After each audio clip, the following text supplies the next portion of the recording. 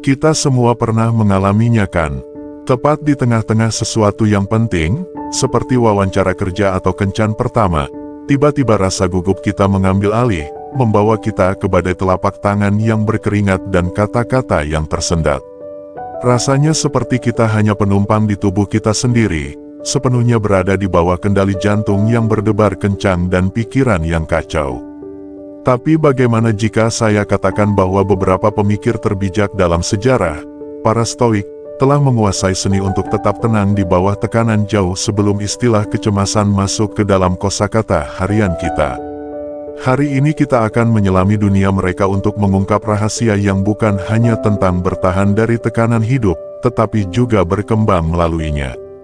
Jadi, jika Anda pernah merasa kewalahan oleh emosi atau reaksi Anda, tetaplah di sini. Wawasan ini adalah pengubah permainan. Kita akan melakukan perjalanan kembali ke masa lalu untuk mempelajari bagaimana Anda bisa memanfaatkan strategi Stoik kuno agar tetap menjadi penguasa emosi dan tindakan Anda, apapun yang dilemparkan oleh hidup kepada Anda. Jika Anda menemukan nilai dalam apa yang akan kita jelajahi, jangan lupa tekan tombol suka dan bagikan video ini dengan seseorang yang benar-benar membutuhkannya. Ayo mulai. Kebiasaan 1, memahami emosi. Bayangkan emosi Anda seperti seorang teman yang berniat baik, tetapi tidak selalu tahu kapan harus mundur. Mereka bukan musuh Anda, justru, mereka adalah sinyal penting yang membantu Anda menghadapi ancaman, merayakan kemenangan, dan memperdalam hubungan dengan orang lain. Namun, jika kita tidak belajar untuk mengelola emosi ini, emosi yang sama dapat mengalahkan logika kita, berkat pola otak kuno yang dirancang untuk gaya hidup yang jauh berbeda dari yang kita jalani saat ini. Pikirkan seperti ini, ketika emosi menyala, itu seperti lonceng alarm yang berbunyi di otak Anda, suara keras dan mendesak yang tidak peduli apakah Anda sedang berada di tengah-tengah sesuatu yang penting.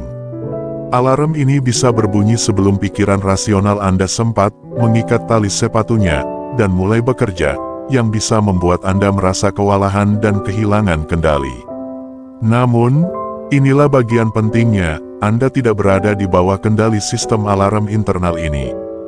Disinilah stoisisme berperan. Stoisisme mengajarkan kita bahwa bukan emosi itu sendiri yang perlu dikendalikan atau ditekan, melainkan reaksi kita terhadapnya. Ini tentang mengakui bahwa meskipun kita mungkin tidak dapat mengendalikan kapan atau seberapa kuat emosi menghantam kita memiliki kekuatan untuk memutuskan apa yang terjadi selanjutnya. Tujuan di sini bukan untuk menjadi tanpa emosi, tetapi untuk menguasai kemampuan untuk berhenti sejenak dan merespons, bukannya bereaksi. Jadi, bagaimana kita melakukannya? Dimulai dengan pengenalan. Dengan menyadari pemicu dan tanda-tanda dari emosi kita bisa mulai mengantisipasi dan memahami mereka dengan lebih baik. Ini tidak terjadi dalam semalam, dibutuhkan latihan, kesabaran, dan sedikit introspeksi. Namun, belajar untuk melihat sinyal emosi ini apa adanya, informasi, bukan perintah, memberikan kita kesempatan untuk mengambil kendali dan mengarahkan respons kita ke arah yang sesuai dengan nilai-nilai dan tujuan kita. Dengan menguasai hal ini, kita tidak hanya memperbaiki hidup kita sendiri, tetapi juga membangun fondasi untuk hubungan yang lebih sehat, pengambilan keputusan yang lebih baik, dan kehidupan yang lebih memuaskan. Kebiasaan 2, pandangan Stoik tentang emosi. Para Stoik percaya bahwa emosi muncul dari penilaian kita tentang dunia.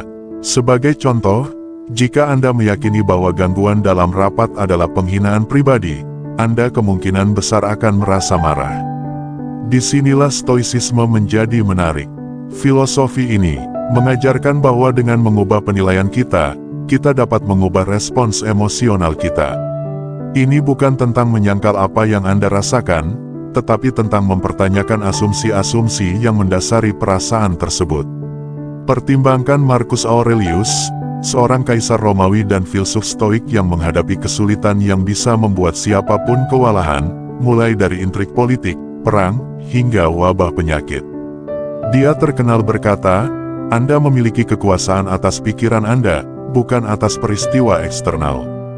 Sadari hal ini, dan Anda akan menemukan kekuatan. Apa yang dia maksud adalah bahwa peristiwa eksternal tidak harus menentukan keadaan internal kita. Kita bisa memilih bagaimana kita merespons, dan dalam respons kita terletak pertumbuhan dan kebebasan. Stoik lainnya, Epictetus, menekankan bahwa bukan apa yang terjadi pada kita yang menentukan reaksi emosional kita, melainkan bagaimana kita menginterpretasikan apa yang terjadi pada kita. Bukan hal-hal yang membuat kita kesal, katanya, tetapi penilaian kita tentang hal-hal tersebut. Ini adalah pergeseran perspektif yang kuat karena memberikan kendali kembali ke tangan kita sendiri. Meskipun kita mungkin tidak bisa mengendalikan kilatan pertama emosi, reaksi spontan yang muncul dari dalam, kita bisa mengendalikan apa yang terjadi selanjutnya. Kita bisa berhenti sejenak, merenung, dan memutuskan untuk tidak mengikuti emosi negatif yang didasarkan pada asumsi yang salah.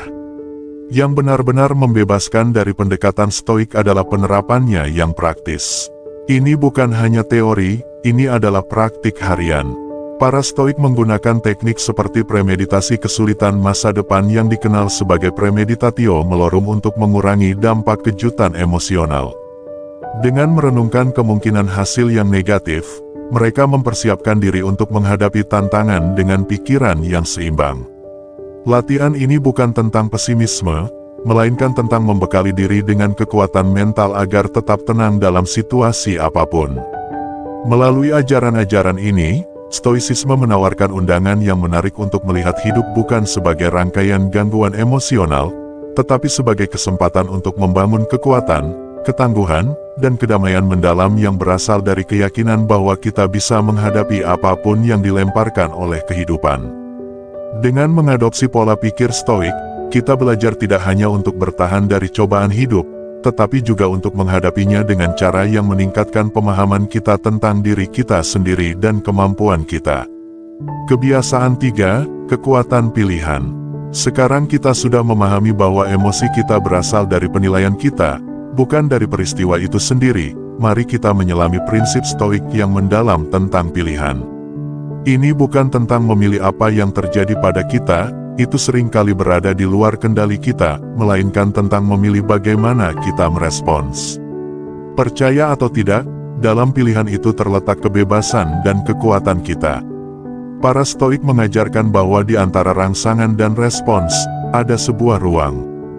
Dalam ruang ini terletak kekuatan kita untuk memilih respons kita. Gagasan ini sangat memberdayakan, karena artinya tidak peduli apapun yang dilemparkan oleh hidup kepada kita, kita memiliki kata terakhir tentang bagaimana kita merespons. Entah itu komentar kasar, kemunduran finansial, atau kehilangan pribadi, respons emosional kita adalah pilihan kita.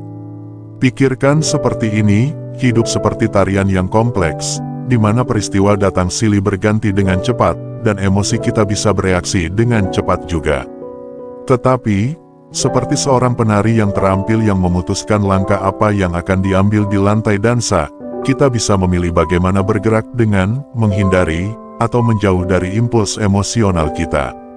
Ini tidak berarti mengabaikan perasaan kita, melainkan mengakui mereka dan memutuskan tindakan terbaik yang sesuai dengan nilai dan tujuan jangka panjang kita. Kunci untuk membuat ini praktis adalah mengembangkan apa yang disebut para stoik sebagai prosochi atau perhatian penuh. Ini tentang sadar dalam momen saat ini, mengenali pemicu emosional kita saat mereka muncul, dan secara sadar memutuskan bagaimana kita akan merespons. Dengan melatih mindfulness, kita bisa memperluas ruang antara rangsangan dan respons, memberi kita waktu untuk memilih tindakan dengan bijaksana. Kekuatan pilihan inilah yang memungkinkan filsuf stoik seperti Seneca tetap tenang di saat-saat stres ekstrim. Seneca menyarankan agar kita memikirkan skenario terburuk dalam pikiran kita, bukan untuk terus memikirkannya, tetapi untuk mengurangi intensitas reaksi kita ketika menghadapi tantangan nyata. Dengan melakukan ini, kita menjadi kurang reaktif dan lebih responsif. Selain itu, merangkul pendekatan stoik ini membantu kita membangun ketahanan. Ketahanan tidak datang dari menghindari tantangan, tetapi dari menghadapinya dengan kejernihan dan keteguhan. Setiap kali kita memilih respons yang menjaga kita tetap sesuai dengan tujuan kita, kita memperkuat kemampuan kita untuk menghadapi tantangan di masa depan dengan lebih efektif. Kebiasaan 4, teknik untuk bertindak di atas emosi. Saat kita menyelami lebih dalam praktik stoik, menjadi jelas bahwa mengetahui Anda memiliki pilihan saja tidak cukup. Anda membutuhkan strategi yang efektif untuk menggunakan pilihan tersebut dengan bijak. Berikut adalah beberapa teknik yang telah teruji waktu, diambil dari kebijaksanaan stoik, yang dapat membantu Anda memilih tindakan di atas emosi, mengubah potensi kekacauan menjadi kemenangan. Salah satu teknik penting melibatkan tindakan sederhana namun kuat, yaitu berhenti sejenak ketika emosi mulai memuncak. Bayangkan Anda sedang dalam diskusi panas. Alih-alih langsung bereaksi, beri diri Anda waktu sejenak. Jeda ini menjadi penyangga, memberi pikiran rasional Anda waktu untuk bangun dan memproses situasi. Selama jeda singkat ini, Anda dapat menilai emosi tersebut, apakah itu kemarahan, frustrasi, atau ketakutan. Mengakui apa yang Anda rasakan dapat mengurangi kekuatan emosinya, memungkinkan Anda merespons daripada bereaksi. Strategi stoik lainnya adalah merubah cara Anda berpikir tentang situasi. Reframing kognitif ini melibatkan pengalihan perspektif Anda untuk melihat peristiwa secara berbeda. Jika seseorang memotong jalur Anda di jalan, alih-alih marah dan menganggapnya berniat buruk, Anda bisa mempertimbangkan penjelasan lain, mungkin mereka sedang terburu-buru menuju keadaan darurat. Mengubah narasi Anda tentang peristiwa tersebut dapat mengubah respons emosional Anda, membantu Anda tetap tenang, dan mungkin bahkan berempati dengan orang lain. Pengambilan keputusan berdasarkan nilai juga merupakan prinsip penting dalam praktik stoik. Di sini, Anda membuat keputusan berdasarkan nilai-nilai inti Anda, bukan emosi yang sesaat. Tanyakan pada diri Anda, apakah marah sesuai dengan nilai-nilai saya? Apa yang akan dilakukan versi terbaik dari diri saya dalam situasi ini? Dengan menyelaraskan tindakan Anda dengan nilai-nilai Anda memastikan bahwa respons Anda berkontribusi pada diri yang Anda cita-citakan, bukan sekadar keadaan emosional yang sementara. Penerimaan emosi juga sangat penting. Ini bukan berarti menyerah pada perasaan buruk, melainkan menerima bahwa Anda merasakan sesuatu tanpa penghakiman atau reaksi langsung. Penerimaan memungkinkan Anda untuk lebih memahami emosi Anda dan mengelolanya secara proaktif. Ini seperti mengamati awan yang lewat di langit, perhatikan mereka, tetapi jangan terbawa oleh badai. Setiap teknik ini tidak hanya tentang menangani momen emosional tertentu, mereka adalah tentang membangun kehidupan di mana Anda secara konsisten memilih tindakan yang mencerminkan keputusan yang rasional dan masuk akal. Dengan melatih teknik-teknik ini secara teratur, mereka bisa menjadi kebiasaan, secara fundamental mengubah cara Anda berinteraksi dengan emosi dan dunia di sekitar Anda. Saat Anda mengintegrasikan praktik-praktik ini ke dalam kehidupan sehari-hari, Anda akan menemukan bahwa respons emosional Anda tidak hanya menjadi lebih seimbang, tetapi juga rasa kesejahteraan Anda secara keseluruhan meningkat, memungkinkan Anda menjalani hidup lebih selaras dengan prinsip-prinsip stoik Anda. Kebiasaan 5, manfaat memilih tindakan di atas emosi.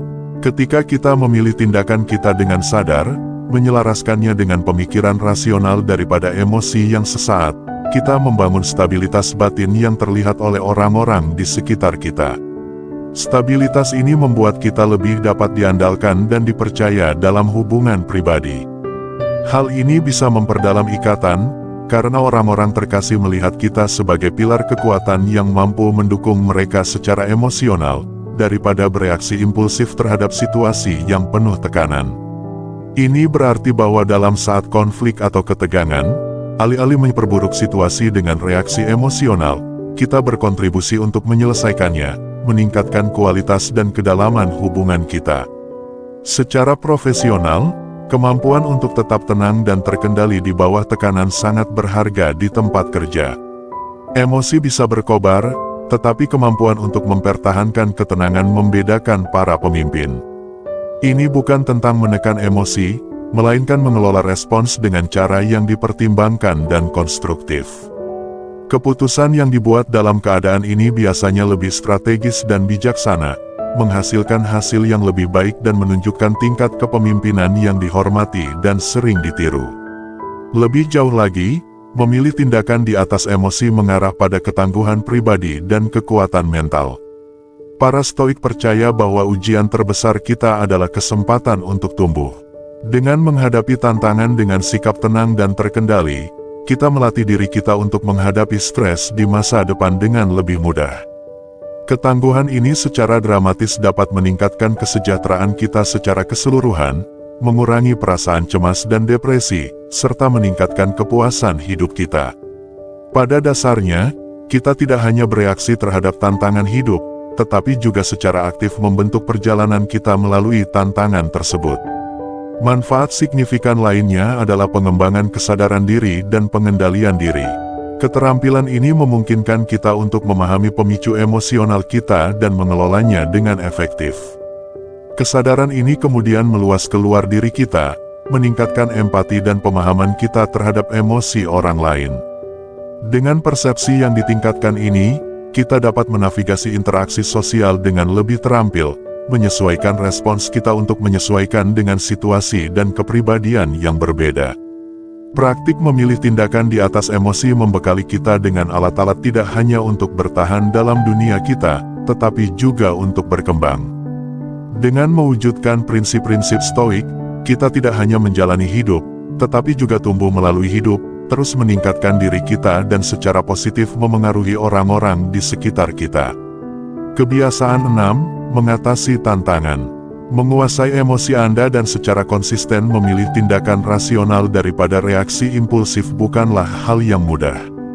Ini adalah tantangan mendalam yang membutuhkan dedikasi, kesabaran, dan ketangguhan. Dalam perjalanan ini, sebagaimana yang diajarkan Stoikisme, kita akan menghadapi berbagai rintangan yang menguji keteguhan dan kemampuan kita untuk menerapkan prinsip-prinsip filosofis dalam situasi kehidupan nyata. Salah satu tantangan pertama yang dihadapi banyak dari kita adalah intensitas dan kecepatan reaksi emosional kita. Emosi sangat kuat dan dapat mengalahkan bahkan praktisi Stoikisme yang paling berdedikasi. Emosi dapat muncul dengan cepat dan tak terduga, didorong oleh kebiasaan dan insting yang sudah tertanam dalam diri kita selama bertahun-tahun. Kunci untuk mengatasi tantangan ini bukanlah menekan emosi tersebut, tetapi mengakui keberadaannya tanpa membiarkannya mengendalikan tindakan kita. Ini memerlukan tingkat kesadaran diri yang tinggi dan kemampuan untuk berhenti sejenak dan merenung di tengah situasi panas, keterampilan yang dibangun melalui latihan konsisten dan kesadaran penuh mindfulness. Tantangan signifikan lainnya adalah menjaga konsistensi dalam menerapkan praktik-praktik Stoik.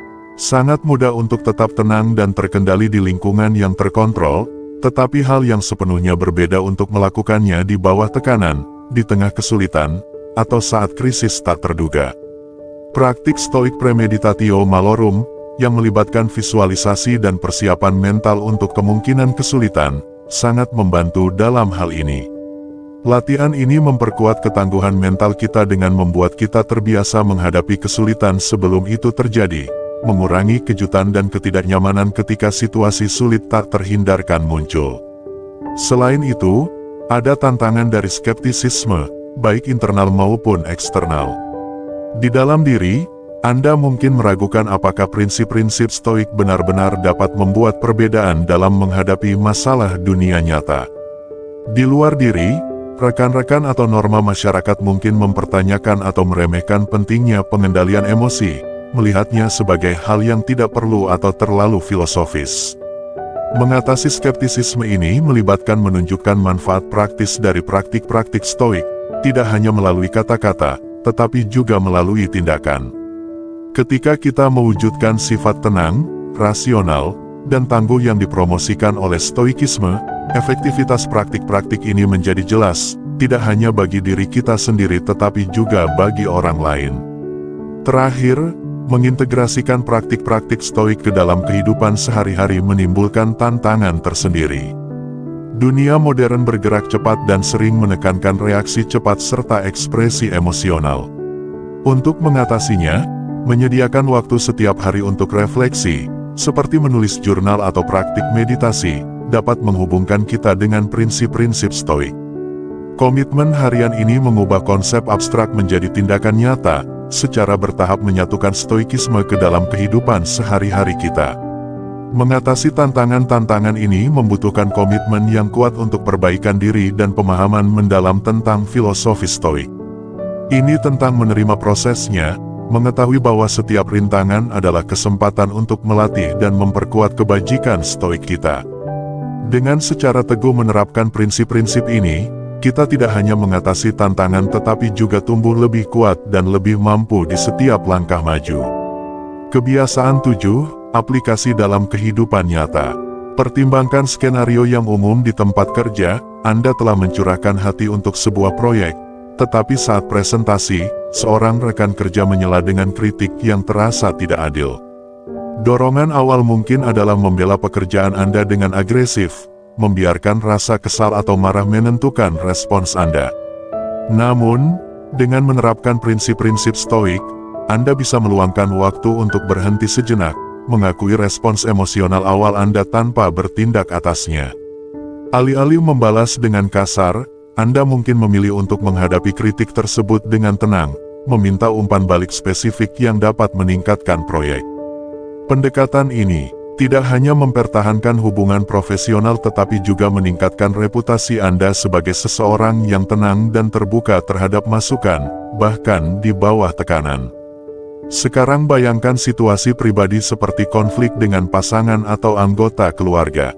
Emosi dapat dengan cepat meningkat di lingkungan yang akrab, mengubah kesalahpahaman kecil menjadi konflik besar. Pendekatan Stoik akan melibatkan pengenalan pemicu emosional saat mereka muncul dan secara sadar memilih untuk merespons dengan pemahaman daripada reaksi berlebihan.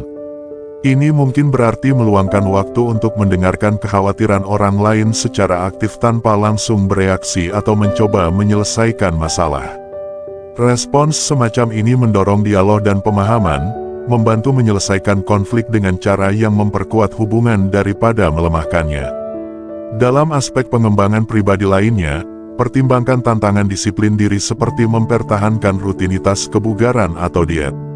Sangat mudah untuk menyerah pada dorongan sesaat, melewatkan olahraga karena merasa lelah atau memanjakan diri dengan camilan yang tidak sehat. Stoikisme mengajarkan kita untuk fokus pada tujuan dan nilai jangka panjang kita daripada kenyamanan sesaat. Dengan menerapkan disiplin Stoik, Anda dapat mengingatkan diri sendiri tentang alasan di balik pilihan Anda, memperkuat kemauan Anda untuk bertindak sesuai dengan kebaikan yang lebih besar daripada keinginan sesaat. Lebih jauh lagi, Stoikisme dapat berdampak mendalam pada ketahanan dan kesehatan mental kita secara keseluruhan dalam masa krisis atau kesedihan, seperti selama kemunduran finansial atau kehilangan orang yang dicintai. Praktik Stoik yang berfokus pada apa yang bisa kita kendalikan, respon kita, nilai-nilai kita, tindakan kita, menjadi sangat berharga. Meskipun wajar merasakan kesedihan atau stres, Stoikisme membantu kita menavigasi emosi-emosi ini tanpa membiarkannya menguasai kita. Kita belajar menerima reaksi kita sebagai bagian dari pengalaman manusia, tetapi tidak membiarkan mereka menentukan tindakan atau karakter kita. Dalam setiap skenario ini, aplikasi nyata Stoikisme bukanlah tentang menekan emosi atau berpura-pura bahwa mereka tidak ada, melainkan membuat pilihan sadar untuk tidak dikendalikan oleh emosi tersebut. Pendekatan ini tidak hanya membantu dalam insiden-insiden yang terisolasi, tetapi juga menumbuhkan kehidupan yang penuh tujuan, integritas, dan kebijaksanaan. Kebiasaan 8. Dukungan ilmiah. Salah satu praktik inti Stoikisme melibatkan pengaturan respons emosional kita, yang sangat selaras dengan apa yang disebut psikolog saat ini sebagai regulasi emosi. Ini bukan tentang menekan emosi, tetapi lebih tentang mengelola bagaimana kita mengekspresikan dan meresponsnya. Studi di bidang regulasi emosi menunjukkan bahwa orang yang dapat mengelola emosinya secara efektif cenderung memiliki kesehatan mental yang lebih baik, kepuasan hidup yang lebih tinggi, dan hubungan yang lebih kuat. Temuan ini memperkuat pandangan Stoik bahwa menguasai reaksi kita dapat secara signifikan meningkatkan kesejahteraan kita. Neuroscience juga menawarkan wawasan tentang mengapa praktik Stoik efektif. Korteks prefrontal otak, yang bertanggung jawab atas pemikiran tingkat tinggi, memainkan peran penting dalam mengelola reaksi emosional kita yang diproses di bagian otak yang lebih primitif seperti amigdala. Ketika kita mempraktikkan teknik stoik seperti mindfulness atau reframing kognitif, pada dasarnya kita sedang melatih korteks prefrontal kita untuk memimpin dalam situasi emosional. Pelatihan ini dapat meningkatkan ketahanan saraf kita, sehingga lebih mudah seiring waktu untuk memilih respons yang rasional daripada yang reaktif, bahkan dalam situasi yang penuh tekanan. Selain itu, konsep neuroplastisitas atau kemampuan otak untuk mengatur ulang dirinya dengan membentuk koneksi saraf baru sepanjang hidup mendukung praktik-praktik stoik. Setiap kali kita mempraktikkan teknik stoik, kita memperkuat jalur saraf yang mendukung perilaku ini. Ini mirip dengan membangun otot melalui latihan. Semakin sering kita terlibat dalam praktik stoik, semakin kuat otot regulasi emosional kita. Penelitian menunjukkan bahwa praktik konsisten dalam mindfulness dan refleksi, dua komponen utama stoikisme, dapat menyebabkan perubahan dalam struktur otak yang terkait dengan kesadaran, empati, dan pengurangan stres. Selain manfaat psikologis dan neurologis, ada juga bukti dari ilmu perilaku yang mendukung penekanan stoik pada pembentukan kebiasaan. Kebiasaan memainkan peran penting dalam kehidupan sehari-hari kita, membentuk perilaku dan hasil kita. Stoikisme mengajarkan pentingnya mengembangkan kebiasaan yang berbudi luhur melalui latihan berulang. Ini sejalan dengan temuan dari ilmu perilaku yang menunjukkan bagaimana pembentukan kebiasaan dapat menyebabkan perubahan perilaku yang berkelanjutan, yang penting untuk pertumbuhan pribadi jangka panjang dan pemenuhan diri. Dengan memahami prinsip-prinsip ilmiah yang mendasari praktik-praktik stoik, kita bisa menghargai bukan hanya nilai filosofisnya, tetapi juga nilai praktisnya dalam kehidupan modern. Ini memberikan kerangka kerja, bukan hanya untuk bertahan menghadapi tantangan hidup, tetapi juga untuk berkembang di tengah tantangan tersebut, didukung oleh semakin banyaknya bukti ilmiah bahwa teknik kuno ini benar-benar dapat mendorong ketahanan, kebahagiaan, dan kepuasan hidup yang lebih dalam. Kebiasaan 9, praktik harian untuk implementasi. Salah satu praktik harian yang paling efektif adalah disiplin mindfulness. Ini melibatkan meluangkan waktu setiap hari untuk fokus pada momen saat ini tanpa penilaian. Anda bisa memulainya dengan sederhana, seperti menghabiskan beberapa menit setiap pagi atau malam untuk merenungkan pikiran dan perasaan Anda.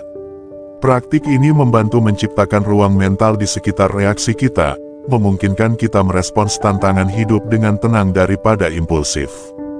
Mindfulness dapat dipupuk melalui meditasi, tetapi juga bisa dipraktikkan sepanjang hari saat makan, berjalan, atau bahkan selama percakapan dengan sepenuhnya hadir dan perhatian. Jurnal adalah alat kuat lainnya dalam alat praktik stoik. Menjaga jurnal harian dapat membantu Anda merenungkan pengalaman dan keputusan yang Anda buat sepanjang hari. Ini adalah kesempatan untuk mengevaluasi apa yang berjalan dengan baik dan apa yang bisa diperbaiki.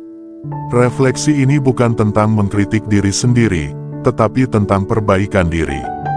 Tuliskan momen di mana Anda berhasil menerapkan prinsip stoik dan saat-saat ketika Anda tidak melakukannya. Seiring waktu, Anda akan mulai melihat pola dan area di mana Anda mungkin perlu lebih fokus. Visualisasi adalah praktik yang sering digunakan oleh atlet, tetapi sama berharga dalam praktik stoik. Setiap pagi, luangkan beberapa menit untuk memvisualisasikan bagaimana Anda akan menghadapi tantangan hari itu dengan stoikisme dan kebesaran. Bayangkan menangani situasi sulit di tempat kerja dengan ketenangan atau menyelesaikan perselisihan di rumah dengan belas kasih dan rasionalitas.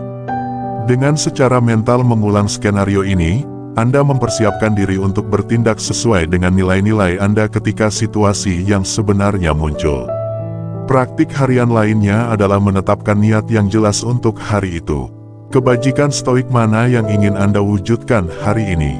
Apakah itu keberanian, keadilan, pengendalian diri, atau kebijaksanaan? Pilih fokus Anda dan ingatkan diri Anda tentangnya sepanjang hari. Penetapan niat ini dapat membantu memandu keputusan dan interaksi Anda, sehingga lebih mudah untuk hidup sesuai dengan ideal stoik Anda. Akhirnya, penting untuk mempraktikkan rasa syukur.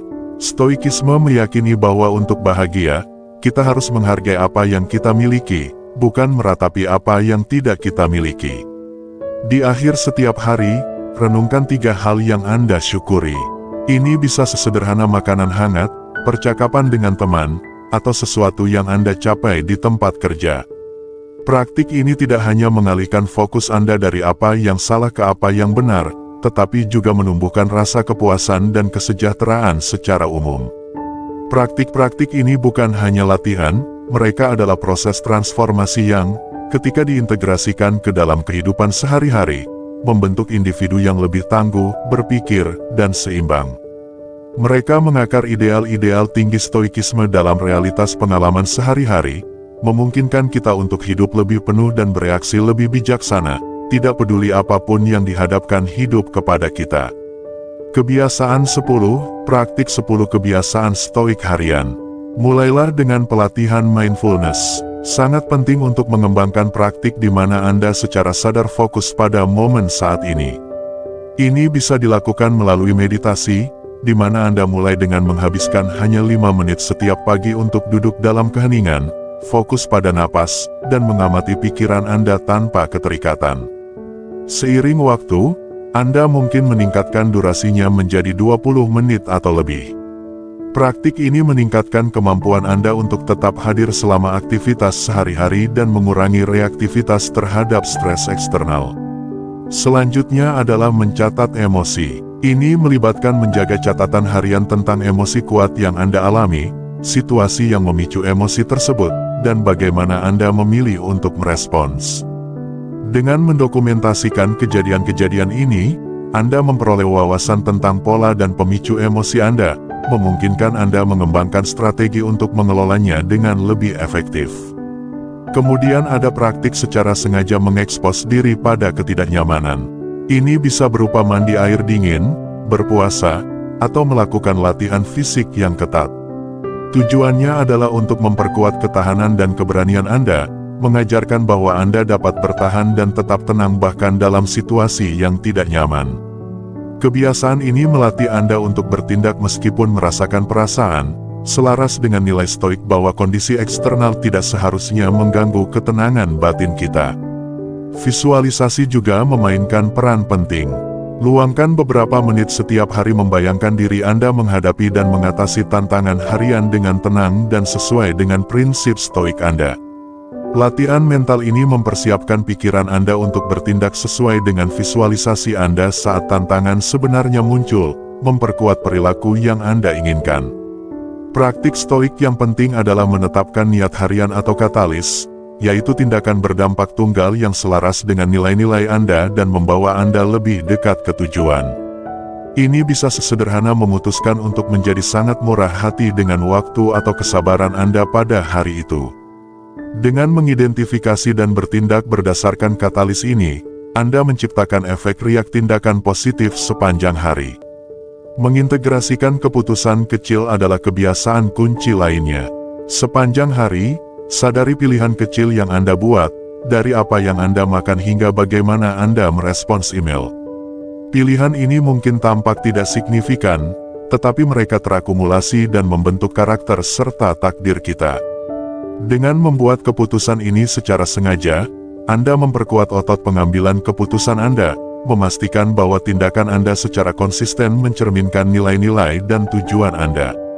Mengakhiri hari Anda dengan ungkapan rasa syukur dapat mengalihkan fokus Anda dari apa yang salah menjadi apa yang benar. Nyatakan secara tegas 3 hal yang Anda syukuri setiap hari.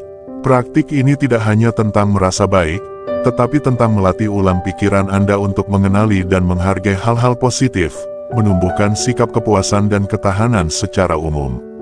Siklus umpan balik mingguan dengan teman atau mentor terpercaya tentang perilaku dan reaksi Anda dapat memberikan perspektif luar yang berharga dan mendorong pertumbuhan. Latihan ini membutuhkan kerendahan hati dan keterbukaan, tetapi sangat penting untuk membantu Anda melihat titik buta dalam karakter Anda yang mungkin tidak Anda sadari. Menerapkan pembagian antara emosi dan tindakan berarti mengambil momen untuk mengidentifikasi keadaan emosional Anda sebelum memutuskan tindakan. Setiap kali Anda merasakan emosi yang kuat, Berhenti sejenak, sebutkan emosinya, dan kemudian pilih respons yang rasional, daripada langsung bertindak berdasarkan emosi tersebut. Kebiasaan ini membantu memutuskan tautan otomatis antara perasaan dan reaksi, memungkinkan tindakan yang lebih dipertimbangkan dan efektif. Terakhir, membaca filosofi harian, seperti satu halaman dari Meditations, karya Marcus Aurelius atau Enchiridion, karya Epictetus, dapat memberikan inspirasi harian dan penguatan prinsip stoik. Bacaan ini berfungsi sebagai makanan mental yang memperkuat tekad Anda untuk hidup sesuai dengan kebajikan stoik. 10 kebiasaan ini bukan hanya aktivitas, tetapi adalah gerbang untuk mentransformasi hidup Anda sejalan dengan kebijaksanaan stoik. Saat Anda mengintegrasikan praktik ini ke dalam rutinitas harian Anda akan menemukan bahwa mereka tidak hanya meningkatkan kemampuan Anda untuk mengelola tantangan, tetapi juga memperkaya hidup Anda dengan kedamaian, tujuan, dan kepuasan yang lebih besar. Setiap hari merupakan peluang baru untuk mempraktikkan kebiasaan ini. Setiap praktik adalah langkah menuju menguasai seni hidup dengan baik. Terima kasih telah bergabung dengan kami hari ini di Cahayanya Kehidupan. Ingat, setiap hari adalah peluang baru untuk memperkuat pikiran Anda dan menjalani hidup dengan tujuan dan ketahanan. Pastikan untuk menonton salah satu video yang kami sarankan untuk melanjutkan perjalanan Anda dengan stoikisme, memperkaya pemahaman dan praktik Anda. Kami bersyukur memiliki Anda dalam komunitas kami, menjelajahi kebijaksanaan mendalam para stoik bersama-sama.